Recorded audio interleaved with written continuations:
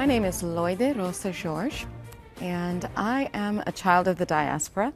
My mother is from Mozambique, which is located in the southeast part of the continent of Africa, and my father is from Guinea-Bissau, which is West Africa. And both colonies, both countries are former colonies of Portugal.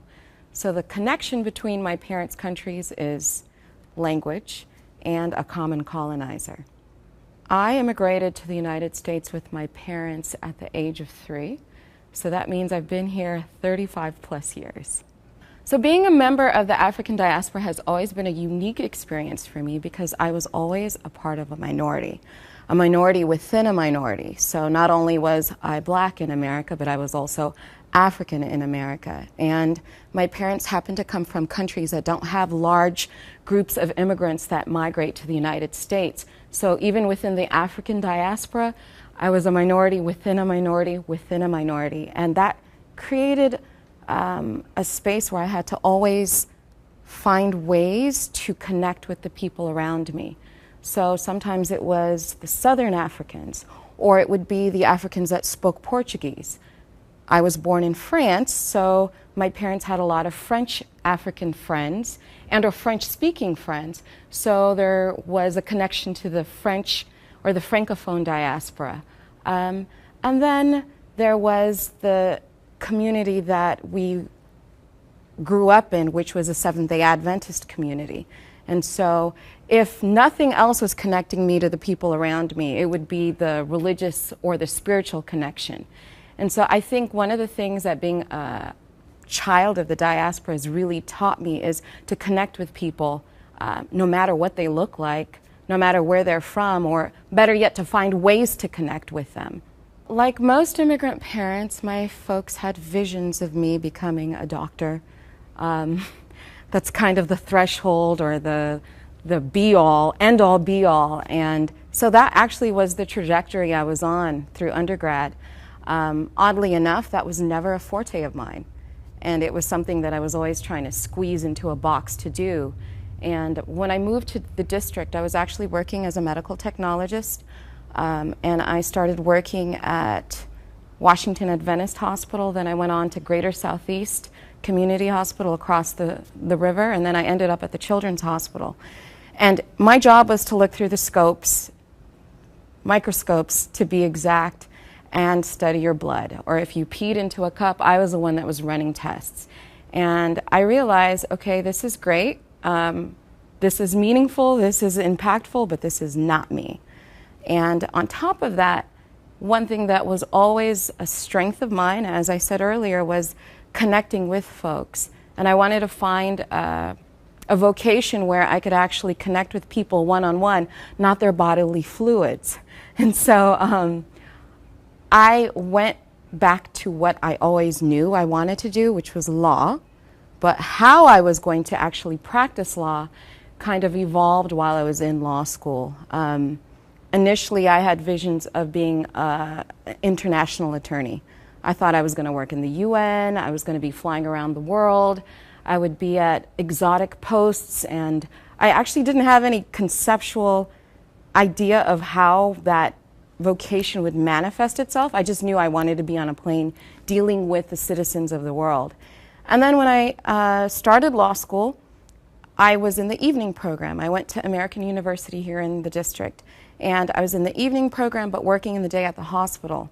At that time, I was at Children's Hospital, and the only job that I could get that would work with my schedule and give me random days during the week, the only law job, I should say, was an immigration law office. And it actually was not something that I was thinking about doing. But when I started it, I loved it. I remember my very first case was an asylum case with a woman from Central Africa. And by the tail end of that process, myself, the asylum officer, and the young lady that was the applicant were all in tears. And I knew at the close of that interview with the asylum officer, this is exactly what I need to be doing. Helping my people, and when I say my people, it's not necessarily just the African diaspora, but it was a way for me to connect with my country or my continent of origin, and at the same time be a very visible and tangible presence in the community that I'm living in here and now.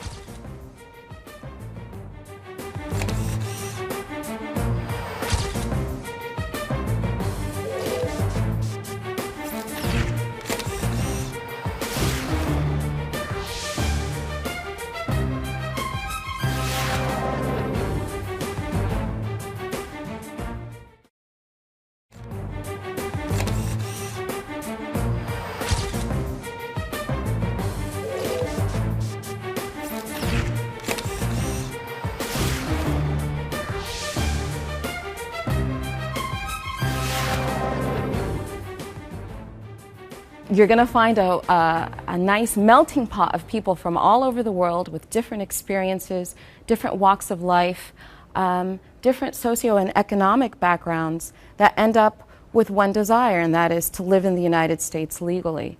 And so I deal with people ranging from the poor and destitute that are fleeing conflict in their countries of origin, to people who want to come to the United States for a better education, folks who are athletes and want to train in the United States, entertainers who want to expand their artistic breadth and knowledge here in the United States, to people who fall in love with a U.S. citizen and want to come here and be together with their loved ones, to family members who migrated either recently or years ago who want to bring their family members to the United States.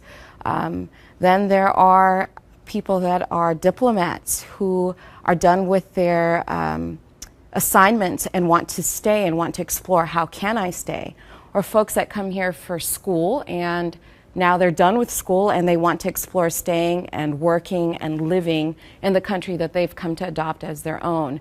Now, I just gave you a nice little range, and that means you're going to have that many stories, that many experiences.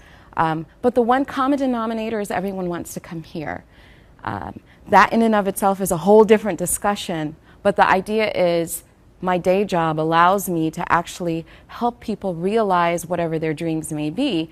And their dream may not necessarily be America is it, but America for so many people is a stepping stone. Whether it's for them to be able to be here legally for a brief period of time and go back home with the skill sets that they've cultivated in the United States. The idea of what I consider my job is a facilitator to help people actualize their dreams. Outside of my day job, to be more specific, outside of the exchange of my services for money, I do get involved in the community, whether it's doing free workshops where I provide people with the basic ABCs of how U.S. immigration law works. It's complex. Some have likened it to being just as complex, if not more complex, than the tax law system. That means at any given moment, your application with USCIS, which is the United States Citizen and Immigration Services, can go very smoothly or very haywire. So it behooves those of us who actually care about the community to actually roll up our sleeves when we're off the clock and actually share with the community different ways to make sure that they protect their interests, more specifically their immigration legal interests. Not only that, I deal with victims of abuse and or victims of crimes. There are special visas for people that are victimized, whether they are victimized by a loved one and or, like I said, a victim of a crime. There are specific crimes if you've been a victim of that crime and or if you have assisted the police in prosecuting these individuals. There are paths for you. And so I'm a part of an organization that actually goes into the community and informs and educates the immigrant populations about this information. And that's particularly important because a lot of people, especially if they're not here legally, will not seek this information out because they're afraid.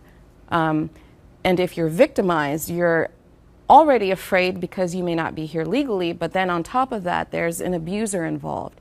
And so those of us who actually know how the system works make it an effort to go outside of our 9 to 5 to actually educate our communities. And within the immigrant community, probably the most neglected is the African diaspora, whether you're from the African continent or from the Caribbean. And so those of us who are diasporan ourselves have a special calling or a special niche that we have to fill. And I'm very happy to be a part of that effort. Aside from what I do in the daytime, I also connect with my roots artistically. I am a vocalist, and I like to gear my vocal energy into connecting the music heritage that I learned here in the United States, namely jazz, and the musical inspiration from back home. And back home for me varies whether it's from Mozambique or Guinea-Bissau or outside of that, the Lusophone or the Portuguese-speaking African musical experience. So aside from what I'm doing from my 9 to 5, in my 9 to 5, excuse me, another outlet for me to connect with and give back is musically.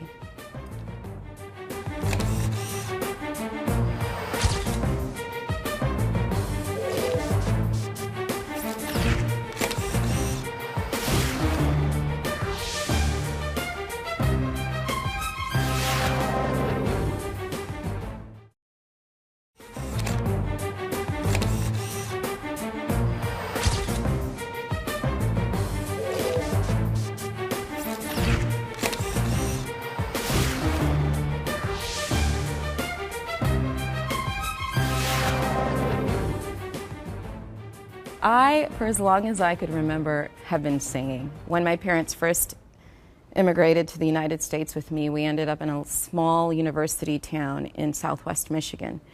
And I remember my very first musical project was in kindergarten, where I was singing with the other kids, and I was one of Betsy Ross's friends. I don't know if you remember or know who Betsy Ross is, but she is supposed to be the woman that sewed the first American flag. So there's this little African girl, just imagine a little African girl with a little pixie afro singing, swaying as Betsy Ross's friend about the American flag. I loved it. From that day forward, I just knew music was going to be a part of my life. I never knew how it would manifest itself. I always had visions of grandeur about where the music would take me, but I think my parents, being the good old immigrant parents that they were not too keen on me dipping into the arts. Or let me not say dipping, because I was actually very lucky. My parents saw that I loved it, and they made sure that I cultivated it. So they weren't necessarily too keen on me making it my career, but they always made sure, whether it was a choir, a band, or chorale, a cappella groups, church choirs, you name it, I was in it.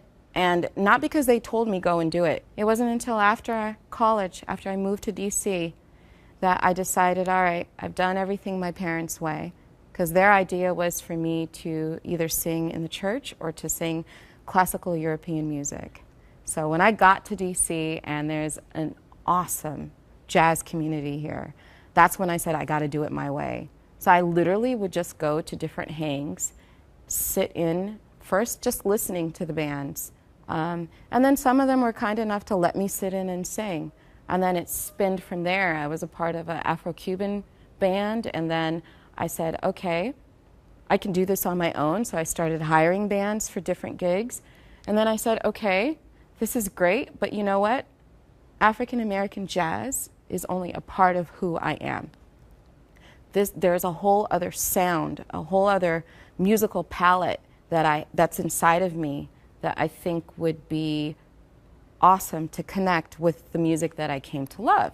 And so that's when I coined my version of jazz, which is called Afro-Lusophone jazz, right? Who the heck knows what that is? Well, I'll let you know. Afro-Lusophone jazz is Afro-African, Lusophone is the Portuguese-speaking, and then jazz, that's the African-American experience that I'm bringing into the music. One of the challenges of the African diaspora community, again, whether you're from the continent or from the Caribbean, is not having your voice counted. To be specific, if you're filling out census and or, well, when you're filling out a census questionnaire, when you're filling out a job application, if you're at the hospital checking a box to say, who are you, where are you from? If you're black, you only have one box to tick. And that doesn't matter what corner of the world you're from. So what that means is when it comes time to actually quantify and qualify the different and very unique needs of the diaspora community, it gets lost. It gets lost because there's no way to actually pull that data out of the larger pool to then address those needs. Whether it is to be able to understand health trends in certain communities and or specific needs education-wise, housing-wise. There's a whole discussion when it comes to assimilating into the communities. The Latino community has been around for decades, and they have over time had the advantage of actually being able to say, okay, this is who we are, this is how you make sure that you know who we are, these are our needs. And so in that way, the immigrant community, specifically the Latino immigrant community, has a large voice that everyone hears. Indeed, when you hear about immigrants, 9 times out of 10, you're thinking about our Latino brothers and sisters. And you're completely losing sight of the fact that there are millions of diasporians here in the United States who have just as a significant of a voice in the immigrant population. Outside of the immigrant population, just as significant of a voice within the communities that we live and work and socialize in. So I think one of the biggest challenges that the African diaspora immigrant community has is actually not having a voice. In the last couple of years, there's been a lot of grassroots efforts to actually rally the different African diaspora communities together, and more specifically also to show that in showcasing and or highlighting how we are distinct, it doesn't have to be a way to divide us either. A lot of times there's a lot of discord between the African diaspora and the African immigrant and the African American population, a lot of times because there is this idea that our interests have to be in one way or another antagonistic, and or if you are supporting the diaspora community in one way or another, you're taking away from the African American community. And so we're dealing with these different side struggles that no one really talks about, no one really understands, and again, the issues are more than likely lost because no one even hears them. And so one of the challenges for those of us that are active in the diaspora community is to actually highlight what our issues are so that they can be addressed. Because if they are not addressed, that's only detrimental for the community at large. And so it's about, like I said earlier, highlighting what our issues and our interests are. And that is a challenge depending on the support that we have within the communities that we now find ourselves living in. America is a beautiful place for 101 different reasons. But then you've got challenges like the immigration laws. The immigration system is extremely broken. And if you're not already here legally and you don't have an immediate path that's at your doorstep, you've got folks that are here that are kind of struggling at an impasse. Do I go home because there's nothing left for me here? Or what do I do if I want to stay here because there's nothing back home for me, but I have no way to come out of the shadows? Then there are folks who are here, they're here legally, and they're able to build and create a life and cultivate the communities, their community that has grown. In the district alone, the African diaspora, specifically the African immigrant population, has exploded in the last couple of years. So there's definitely space for folks that say, hey, this is where I'm going to be. This is the community that I want to build and cultivate within the larger community.